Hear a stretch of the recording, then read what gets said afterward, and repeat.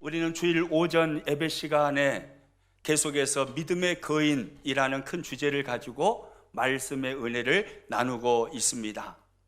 오늘은 믿음의 거인 9번째 시간으로 열등감을 극복하라 라는 제목을 가지고 말씀을 나누겠습니다. 우리 같이 한번 따라서 해봅니다. 열등감을 극복하라. 오늘 이 시간에 말씀의 은혜를 나누는 중에 우리 인생의 발목을 붙잡고 있는 그 열등감을 날려버리시기를 축복합니다.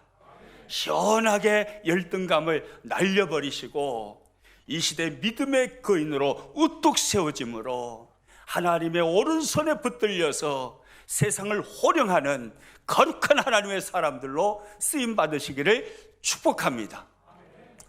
여러분, 열등감이란 무엇일까요? 네이버 검색창에 열등감이라는 세 글자를 쳐보았습니다. 네이버 검색창에서는 이렇게 정의를 하고 있었습니다. 다른 사람에 비하여 자기는 뒤떨어졌다거나 자기에는 능력이 없다고 생각하는 만성적인 감정 또는 의식이라고 말입니다. 한마디로 말하면 다른 사람과 비교하여 스스로 쪼다 의식을 갖는 것입니다. 예를 들면 이런 거죠.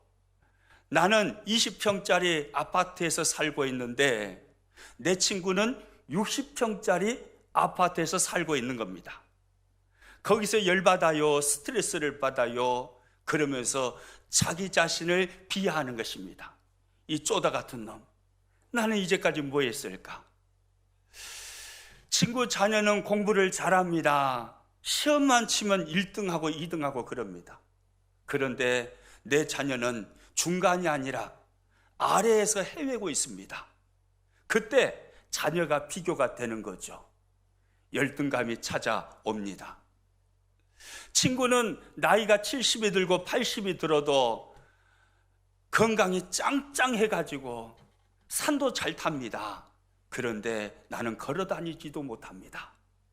그때 나도 모르게 건강에 대한 열등감이 찾아오는 거죠. 친구는 태어났을 때부터 좋은 가문에서 태어났습니다. 돈 많은 부모님을 만났습니다. 그래서 멋진 인생을 사는 것 같습니다. 그런데 나의 가문은 너무나 보잘것없습니다. 초라합니다. 자랑할 것이 하나도 없습니다. 그래서 나는 힘든 인생을 삽니다. 그때 가문에 대한 열등감이 찾아오는 거죠. 우리는 여러 가지 모습으로 타인과 비교하여 쪼다 의식을 갖게 되는 열등감이라는 감정에 사로잡혀서 인생을 삽니다. 아마 이 땅을 살아가는 사람들 중에요, 열등감이 전혀 없는 사람은요, 아무도 없을 것입니다. 세계적인 심리학자 맥스웰 몰츠라는 박사는 이 땅을 살아가는 사람들 중에 적어도 95% 이상은 열등감에 사로잡혀 있다라고 말을 했습니다. 비단 한 사람의 심리학자의 말을 듣지 않더라도 우리는 너무나 잘 알고 있습니다. 저와 여러분을 포함한 이 땅을 살아가는 대부분의 사람들이 열등감에 사로잡혀 있다는 것을 말입니다.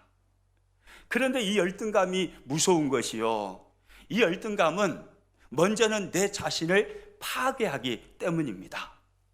열등감을 가지고 있으면 쉽게 좌절하고 낙심합니다. 그리고 하나님께 감사하며 하나님의 은혜에 감격하면서 그 은혜를 찬송하는 그리스도인의 삶을 살아야 하는데, 열등감이 내 내면을 지배하고 있으면 자꾸 하나님을 향하여서 불평이 나오고 원망이 나옵니다.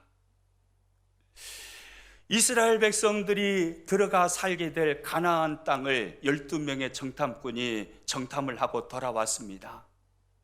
10명의 정탐꾼들이 말을 합니다. 그들 앞에서 우리는 메뚜기 같습니다. 그 말을 듣는 순간 이스라엘 백성들은요, 자신들과 가나안 사람들을 비교하기를 시작합니다. 그러다 보니까 열등감에 사로잡혀 버렸습니다. 열등감은 하나님을 향하여 불평하게 만듭니다. 원망하게 만듭니다. 그래서 하나님을 불평했습니다. 하나님께 원망했습니다. 지도자 모세를 원망했습니다. 그리고 결국은 그들은 하나님께서 약속하신 젖과 꿀이 흐르는 땅, 가나안 땅에 들어가지 못하고 모두 다 광야에서 죽었습니다. 열등감이 무서운 것은 나를 파괴시키기 때문에 그렇습니다. 자꾸 낙심하게 만들고 좌절하게 만듭니다. 하나님을 향하여 원망하게 만듭니다. 불평하게 만듭니다. 내 인생을 파괴시켜버리는 무서운 것이 바로 이 열등감인 것입니다. 또 하나요, 열등감이 무서운 것은 나만 파괴시키는 것이 아니라 그 열등감이라는 상처는 다른 사람을 파괴시키기까지 하는 것입니다. 그래서 무서운 거예요. 한 지붕 아래에서 한 이불 덮고 온 가족이 사는데 가족 중에 한 사람이 심각한 열등감에 사로잡혀 있으면 온 가족이 같이 힘듭니다. 나만 파괴시키는 것이 아니에요. 다른 사람을 파괴시킵니다. 심각한 열등감을 가지고 있는 사람이 지도자가 되면은 그 공동체를 파괴시켜 버리는 것입니다. 오스트리아의 작은 독재자로 일컬어지는 엥겔베르트 돌푸스 총리라는 사람이 있습니다. 이 사람은요, 1932년도에 150cm라는 단신으로 오스트리아 총리가 되었습니다. 이 사람의 롤 모델은 히틀러였습니다. 키 작음에도 불구하고 강력한 권력으로 나라를 통치했던 그 히틀러를 롤 모델로 삼고 이 사람이요, 독재자가 됩니다. 그래서 얼마나 국민들을 괴롭히는 정치를 하는지 모릅니다. 그러다가 훗날이요, 나치 일당에 의해서 이 돌푸스라는 이 총리는요, 살해를 당합니다. 살해를 당한 후에 기자들이 궁금했습니다. 어쩌다가 돌푸스 총리는 이런 독재자가 되었을까? 이런 괴물이 어쩌다가 되었을까? 그래서요, 한 기자가 그 돌푸스의 어머니를 찾아갑니다. 어떻게 해서 돌푸스는 이런 괴물이 되었습니까? 라는 질문을 했습니다. 그때 어머니는 이런 대답을 합니다. 제 아들은 결코 야망을 가진 사람이 아니었어요. 돌푸스는 소년 시절 사제가 될 꿈을 가지고 있었어요. 그런데 주위에서 너처럼 키가 작은 사람이 어떻게 사제가 되겠느냐고 놀렸지요. 돌푸스는 그때부터 열등감을 갖기 시작했고 결국은 독재자가 된 겁니다. 너같이 키가 작은 사람이 어떻게 사제가 되겠느냐? 사람들의 비웃음, 사람들의 조롱, 그 안에서 돌푸스는 열등감이라는 감정이 형성된 것입니다. 그 열등감이 결국은 자신만 파괴한 것이 아니라 그가 총리가 되니까 온 백성을 괴롭히는 파괴자가 된 것입니다. 여러분, 이처럼요, 열등감이라는 것은요, 대단히 무섭습니다. 그러므로 우리는 열등감을 극복해야 할 줄로 믿습니다. 예수님을 잘 믿는 크리스찬이라 할지라도요, 이 열등감이 사로잡혀 있으면요, 자꾸 하나님을 향해서 원망하는 신앙생활을 합니다. 자꾸 하나님께 불평을 늘어놓습니다. 조그만 일 앞에서도 좌절하고 절망하고 작은 것 가지고도 상처를 받고 그럽니다. 왜 그럴까요? 열등감이 치유되지 않았기 때문에 그렇습니다. 주님이 우리를 향하여 간절히 원하시는 것은 복을 누리는 것입니다. 은혜를 누리는 것입니다. 하나님의 평강을 누리는 것입니다. 하늘의 행복을 이 땅에서 누리는 것입니다. 그런데 열등감에 사로잡혀 있으면 주님이 원하시는 그 행복을 누리지를 못합니다. 그 열등감이 자신을 파괴시켜 버리는 것입니다. 그러므로 저와 여러분 안에 어떤 작은 열등감이 있을지라도 그 열등감을 극복하시기를 축복합니다. 이겨내시기를 축복합니다. 그래서 믿음의 거인이 되어서 이 시대에 믿음의 거인으로서 하나님 앞에 붙들려 쓰임받는 위대한 하나님의 사람들이 될 수 있기를 축복합니다. 여러분, 그런데요, 성경을 보니까 이 열등감이라는 것은요, 세상 사람들에게만 있는 것이 아니었더라고요. 그리고 오늘 이 시대를 살아가고 있는 저와 여러분들에게만 있는 것도 아닙니다. 성경을 자세히 들여다보니까요, 하나님께서 시대마다 위대하게 하나님의 사람으로 쓰셨던 그분들도요, 열등감을 가지고 있었더라고요. 여러분, 모세를 한번 봐볼까요? 모세는 40년 동안 애굽의 궁중에서 삽니다. 그리고 40년 동안 미디안 광야에서 삽니다. 그때 하나님께서 모세를 호렙산 떨기나무 가운데서 부르시지요. 모세야, 모세야, 내가 너를, 내 백성을 애굽에서 건져내는 사람으로 쓰고 싶다. 그때 모세 반응이 무엇이었습니까? 성경은 출애굽기 3장 11절에서 이렇게 말씀을 하고 있습니다. 같이 한번 읽습니다. 내가 누구이기에 바로에게 가며 이스라엘 자손을 애굽에서 인도하여 내리까? 따라서 해봅니다. 내가 누구이기에. 무슨 말입니까? 나는 할 수 없다, 이 말입니다.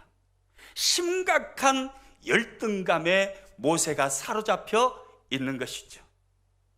그 모세를 바라보시고 하나님은 계속해서 대화를 하십니다. 그리고 기적을 보여주십니다. 모세가 들고 있었던 지팡이가 뱀이 되게 하시고 또 뱀을 지팡이 되게 하십니다.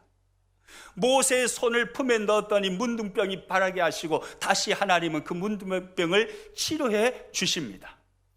모세는 하나님께로부터 기적을 경험합니다. 그리고 또 묻습니다. 하나님께서 물으니 모세가 이렇게 반응을 합니다. 출애굽기 4장 10절입니다. 주여, 나는 본래 말을 잘하지 못하는 자니이다. 주께서 주의 종에게 명령하신 후에도 역시 그러하니 나는 입이 뻣뻣하고 혀가 둔한 자니이다. 주여, 나는 본래 말을 잘하지 못하는 자니이다. 말 못하는 것에 대한 열등감을 가지고 있는 거죠. 주여, 내가 어떻게 그 일을 합니까? 저는 말을 못합니다. 열등감입니다. 또 출애굽기 4장 13절에 가니까 모세는 이렇게 말합니다. 같이 읽습니다. 모세가 이르되 오 주여, 보낼 만한 자를 보내소서. 오 주여, 보낼 만한 자를 보내소서. 나는 깜이 아니라 이 말이잖아요. 나는 하나님이 말씀하시는 그런 제목이 못 됩니다. 제가 어떻게 애굽에 들어가서 하나님의 백성들을 구원해낼 수 있겠습니까? 저는 그런 능력이 없고 저는 그렇게 말도 잘하는 사람이 아닙니다. 주여, 보낼 만한 사람을 보내소서. 모세는요, 심각한 열등감에 사로잡혀 있었던 것입니다. 눈물의 선지자 이스라엘 백성들이 하나님의 품을 떠나 방황하고 있을 때 하나님의 말씀이 되어서 그들을 향하여 담대하게 하나님의 말씀을 외쳤던 예레미야, 그렇게 담대한 모습으로 성경에 나오는데, 예레미야가 처음 하나님 앞에 부르심을 받았을 때도 마찬가지였습니다. 그는 심각한 열등감에 사로잡혀 있었습니다. 예레미야서 1장 6절 말씀입니다. 내가 이르되 슬프도소이다. 주 여호와여 보소서. 나는 아이라 말할 줄을 알지 못하나이다. 주여, 나는 아이입니다. 나는 능력이 없습니다. 나는 말을 할 줄 모릅니다. 그런 내가 어떻게 선지자가 되어서 하나님의 말씀을 백성들 앞에 두려워하지 아니하며 담대하게 외칠 수 있겠습니까? 저는 마음이 약한 자입니다. 저는 아이입니다. 제가 어떻게 이런 일을 합니까? 예레미야 선지자는요, 열등감에 사로잡혀 있었습니다. 오늘 본문에서 우리는 바울이라는 한 인물을 봅니다. 여러분, 바울은 어땠을까요? 바울은 열등감이 없었을까요? 아니요. 바울에게도 역시 열등감이 있었습니다. 지식에는 탁월하였으나 바울은 말을 잘 하지 못한다라는 열등감이 있었던 것 같습니다. 고린도후서 11장 6절 말씀입니다. 내가 비록 말에는 부족하나 지식에는 그렇지 아니하니. 바울은 탁월한 지식을 가지고 있었습니다. 그는 대단한 신학자였습니다. 그래서 신약성경 27권 중에서 하나님께서 바울을 통하여서 13권을 쓰게 하시지요. 대단한 지식인이었습니다. 대단한 학자였습니다. 그런데 그에게도 열등의식이 있었습니다.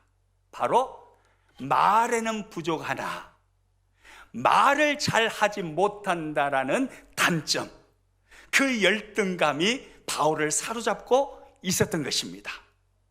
그리고 오늘 본문이요, 고린도후서 12장 7절에 가서 보니까 또 하나의 열등의식이 하나 나옵니다. 우리 같이 한번 읽습니다. 여러 계시를 받은 것이 지극히 크므로 너무 자만하지 않게 하시려고 내 육체에 가시 곧 사탄의 사자를 주셨으니 이는 나를 쳐서 너무 자만하지 않게 하려 하심이라. 바울에게는 육체의 가시가 있었습니다. 그 육체의 가시가 바울의 삶을 고통스럽게 했습니다. 바울을 괴롭혔습니다. 학자들의 의견에 따라서 다릅니다. 육체의 가시가 무엇인가에 대해서는요, 어떤 학자는 안질일 것이다 라고 말하는 분도 있고, 어떤 학자는 간질일 것이다 라고 말하는 분도 있고, 어떤 학자는 유대인들의 핍박일 것이다 라고 말하는 분도 있습니다. 어떤 것인지는 정확히 알지 못하지만 우리가 분명히 아는 것은 육체의 가시 때문에 바울은 심각한 고통의 삶을 살아야 했다는 것은 분명합니다. 육체의 가시가 그의 삶을 힘들게 한 겁니다. 육체의 가시가 열등감으로 찾아오게 된 것이죠. 여러분, 이처럼요, 성경을 보면 그렇게 위대하게 쓰임받았던 하나님의 사람들도요, 열등감에 사로잡혀 있었던 것을 알 수가 있습니다. 그런데요, 우리가 분명히 알아야 할 것은 그들에게도 열등감이 다 있었지만, 그러나 그들 모두는 열등감을 극복한 사람들이라는 것입니다. 열등감을 극복하는 순간에 하나님은 그들을 붙들고 위대한 하나님의 나라의 그 현장에서 그들을 사용하시게 된 것입니다. 열등감 때문에 평생의 괴롭힘을 당하고 자신을 파괴시키고 타인을 파괴시켰던 사람들이 아닙니다. 그들도 여전히 열등감을 가지고 있었지만 그들과 다른 사람들과의 차이점이 있습니다. 그들은 한결같이 열등감을 극복했다는 것입니다.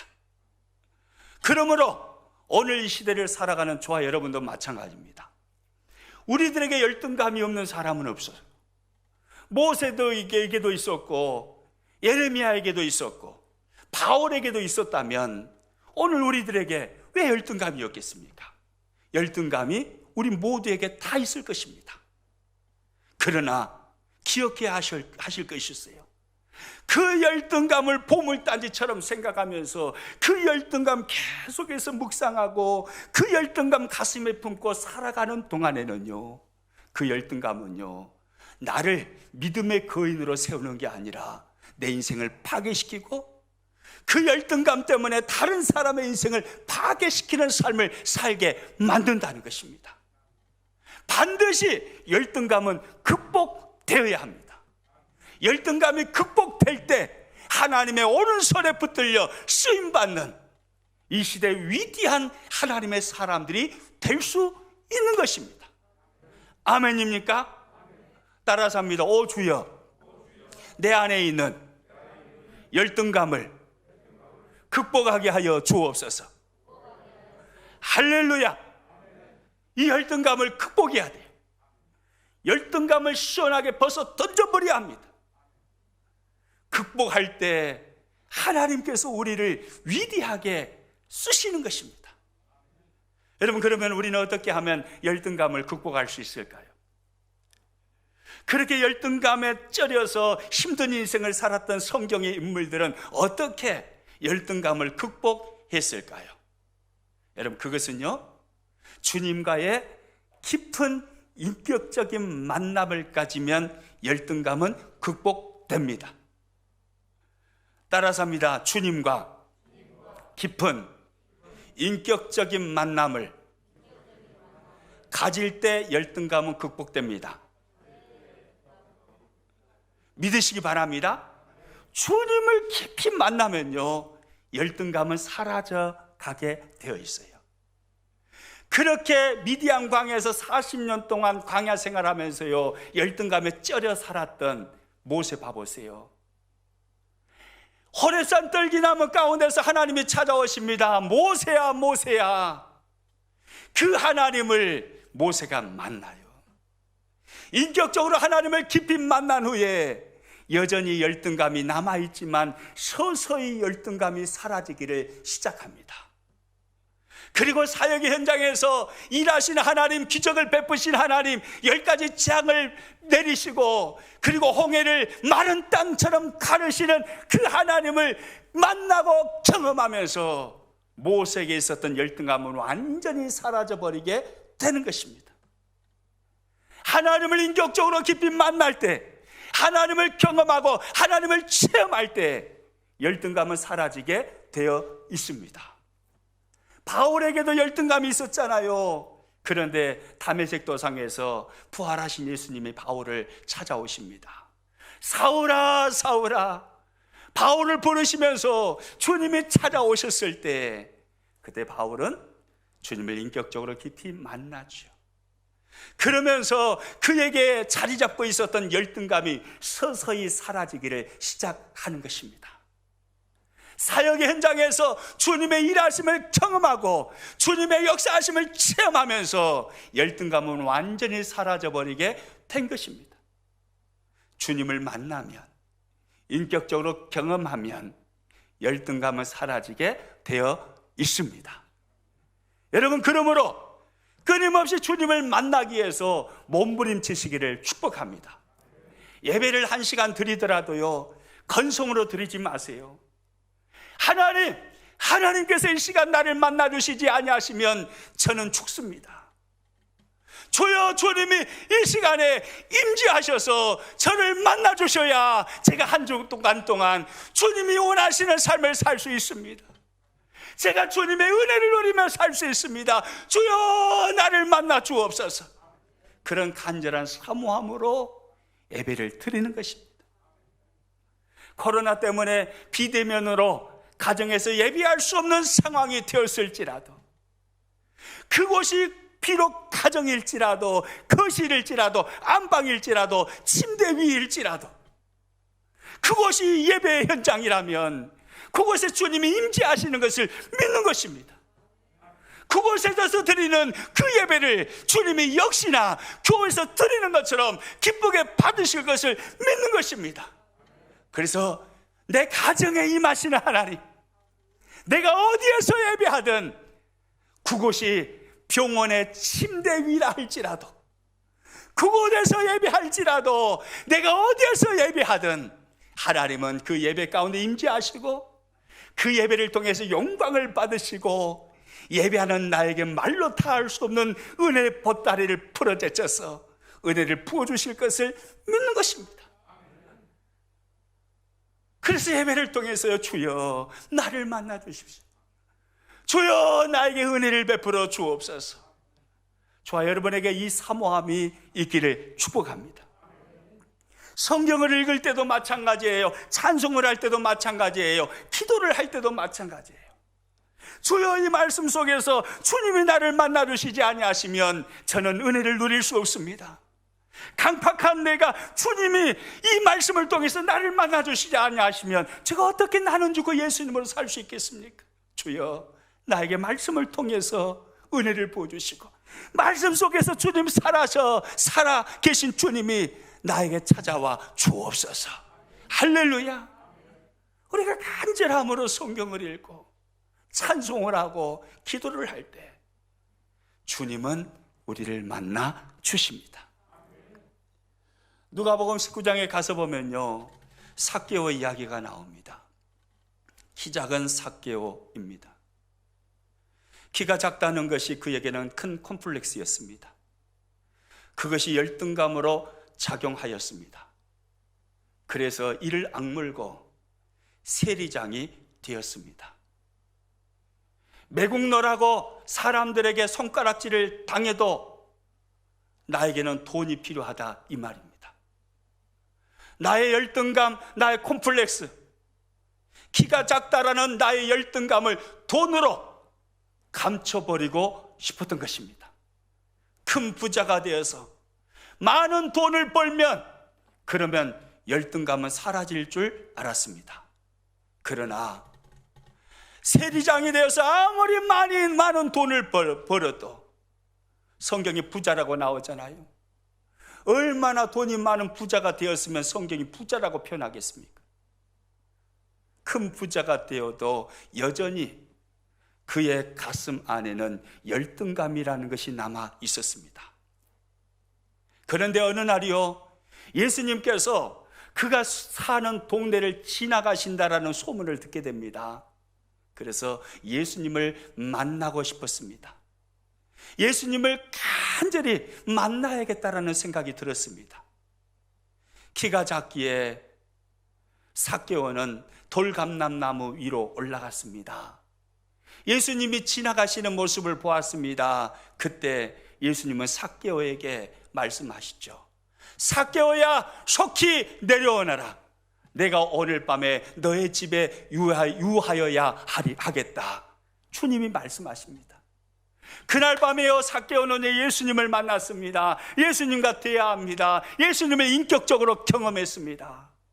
예수님을 만난 삭개오 마음속에 열등감이 사라졌습니다. 그는 전혀 다른 새로운 인생을 살게 되었습니다.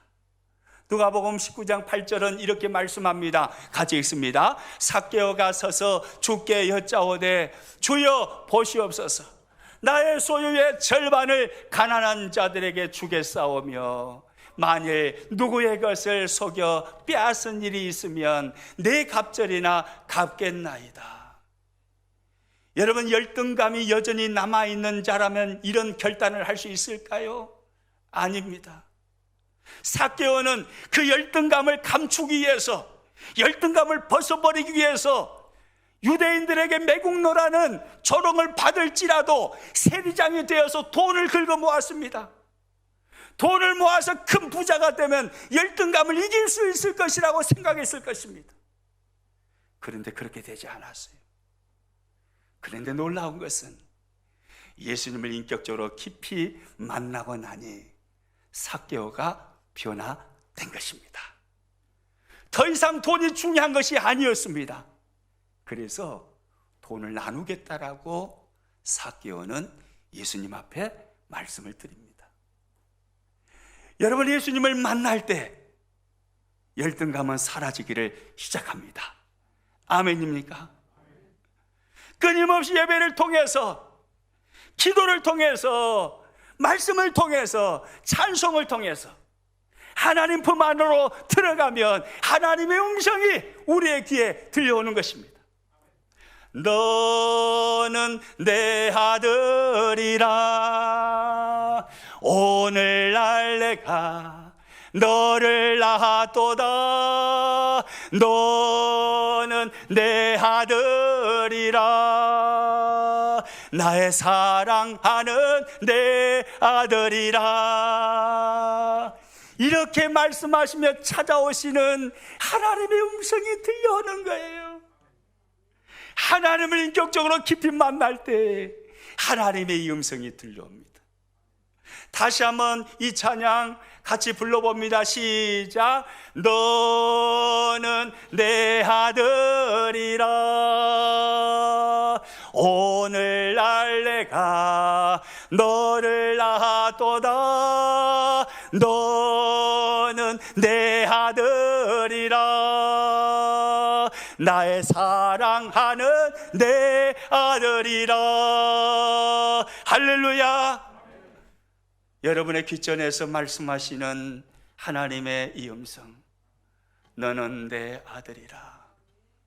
오늘날 내가 너를 낳았도다. 하나님의 이 따스한 음성이 들려오시기를 축복합니다. 성경을 펴서 읽는 중에 하나님은 우리의 귓전에 이렇게 말씀해 주십니다.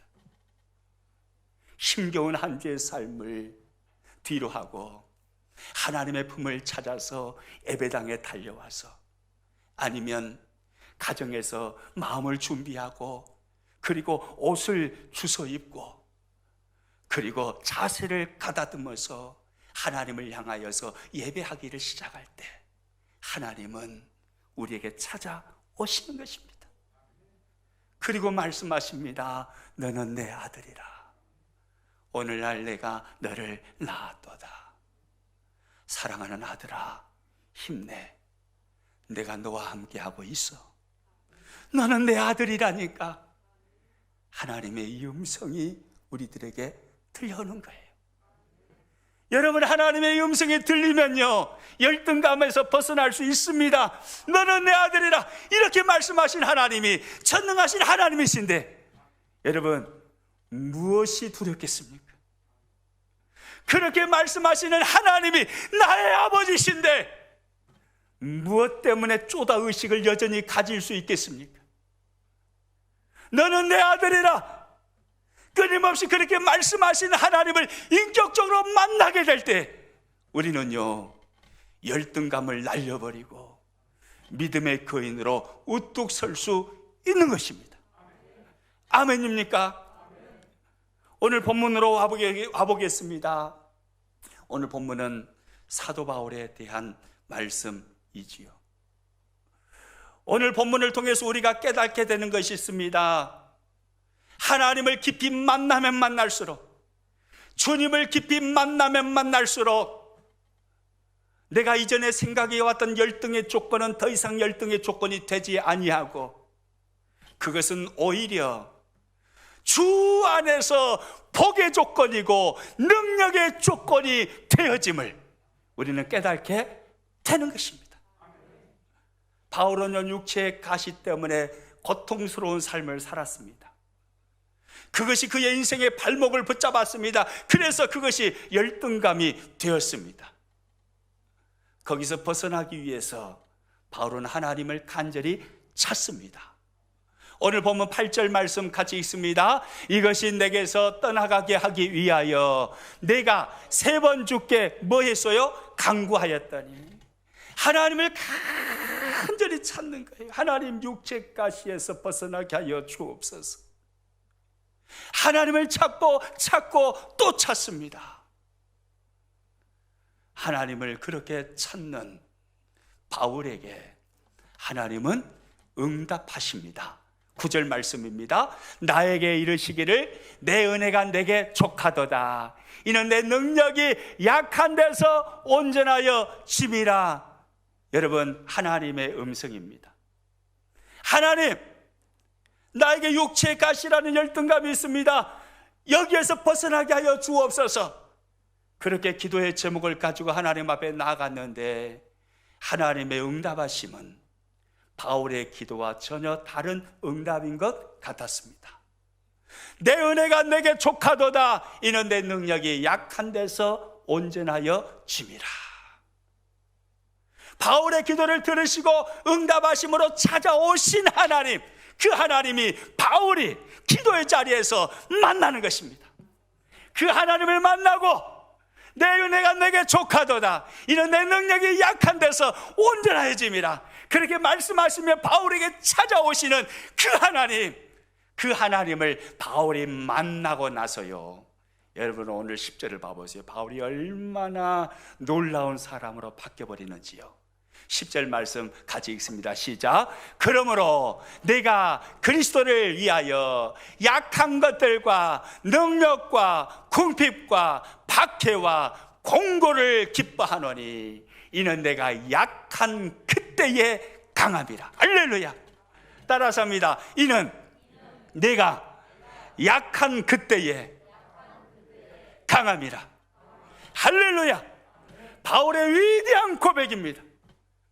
육체의 가시 그것을 이제까지 열등의식으로 생각했습니다. 자신의 인생의 발목을 붙잡고 있는 고통의 조건으로 생각했습니다. 그런데 기도 중에 하나님을 깊이 만나고 나니 바울의 생각이 바뀌었습니다. 더 이상 열등 조건이 아니었던 것입니다. 그 열등 조건은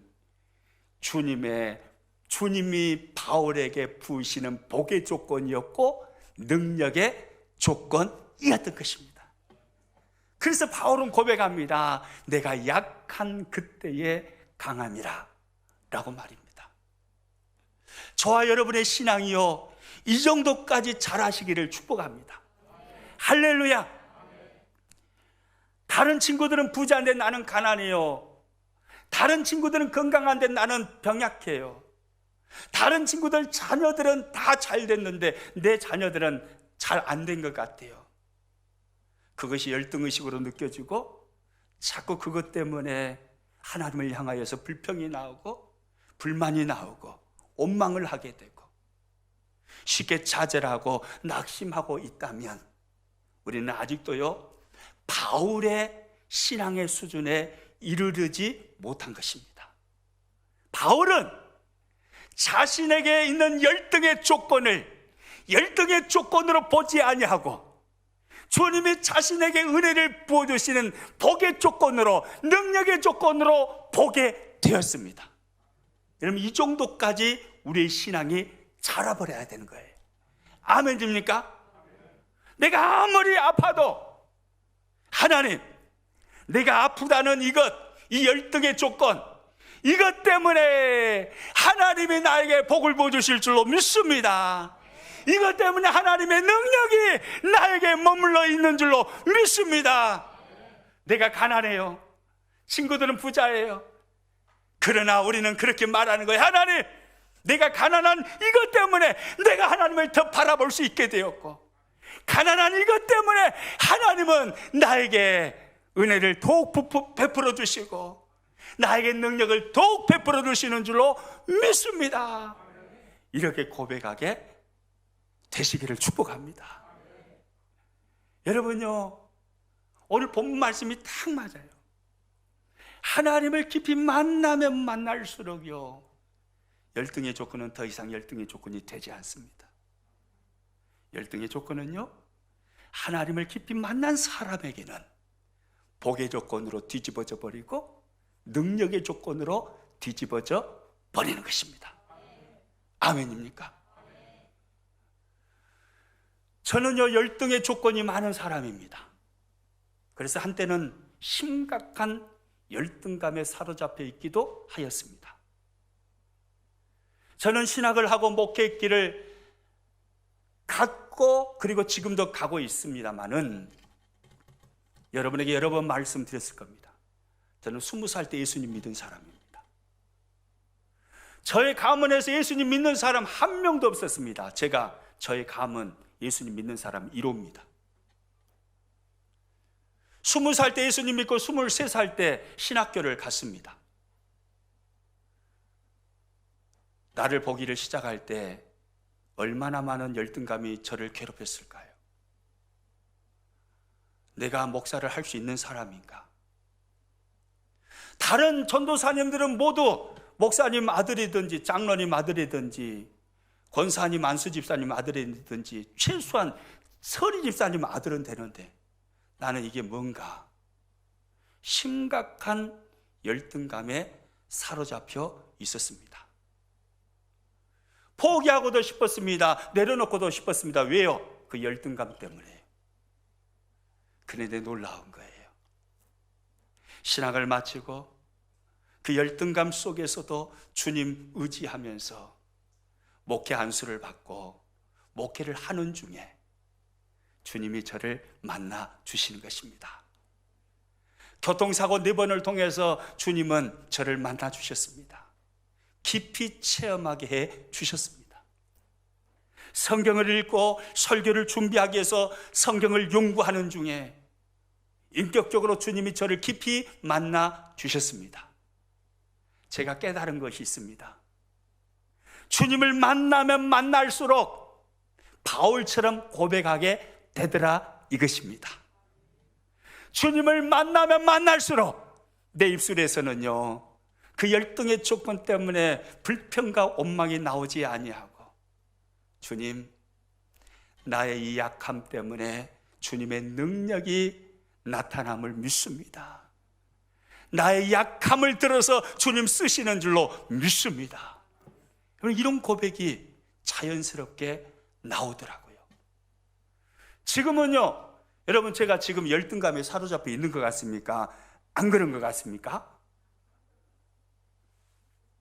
예. 열등감에 사로잡혀 있지 않습니다.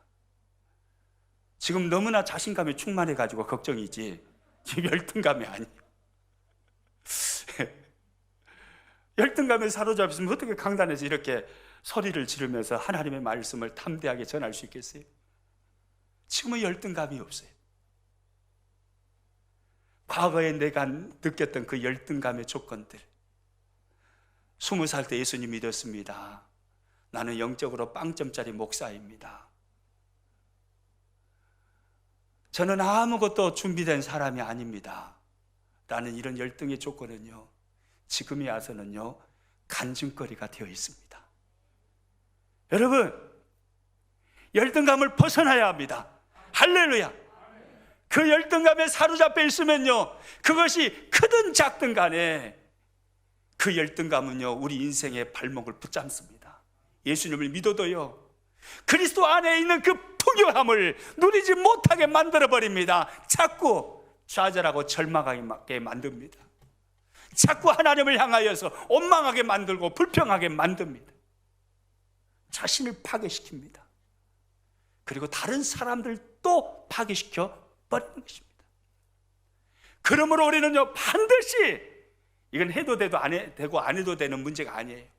반드시 예배를 통해서, 성경을 통해서, 찬송을 통해서, 기도를 통해서 나에게 일어나는 여러 가지 사건 속에서 만나주시는 주님을 경험하면서, 체험하면서 우리는 예수님을 인격적으로 만나야 합니다. 그럴 때 우리에게요, 열등감이요, 사라지고요, 그럴 때 우리는 믿음의 거인이 되어서, 믿음의 거인으로서 선한 영향력을 미치는 하나님의 사람으로 살 수 있는 것입니다. 저와 여러분 승리하시기를 주님의 이름으로 축복합니다.